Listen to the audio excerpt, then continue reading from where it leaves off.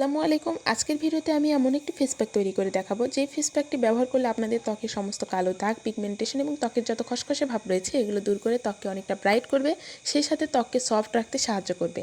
এটি ত্বকের রোদে পোড়া দাগ দূর করে ত্বককে ব্রাইট করতে সাহায্য করবে। এই ফেস প্যাকটি আপনারা রান্নাঘরে থাকা মাত্র 2 থেকে 3টি উপকরণ দিয়েই তৈরি করে নিতে পারবেন। খুবই সহজভাবে এটি তৈরি করা যায়। আর এই ফেস প্যাকটি শুধু ফেসে নয়, আপনারা হাত, পা, ঘাড়, গলাতেও এটি ব্যবহার করতে পারবেন।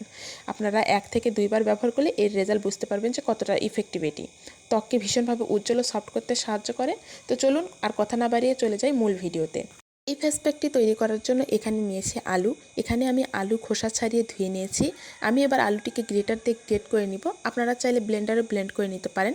আলুতে কিন্তু প্রচুর পরিমাণে ন্যাচারাল ব্লিচিং প্রপার্টিস রয়েছে, যা আপনাদের স্কিনকে ভিতর থেকে পরিষ্কার করবে, সেই সাথে স্কিনের পিগমেন্টেশন এবং সকল ধরনের কালো দাগ দূর করতে ভীষণভাবে কাজ করে এই আলুর রস।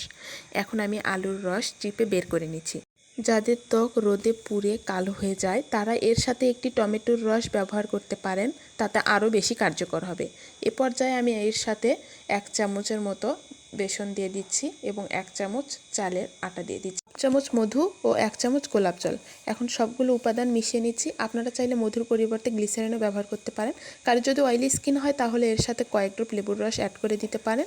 এটি ত্বকের তেলচিটে ভাব দূর করবে। এটি ফেসে অ্যাপ্লাই করার আগে স্কিনটাকে ভালো করে পরিষ্কার করে নেবেন এবং হাত দিয়ে অথবা একটি ব্রাশের সাহায্যে অ্যাপ্লাই করে নেবেন।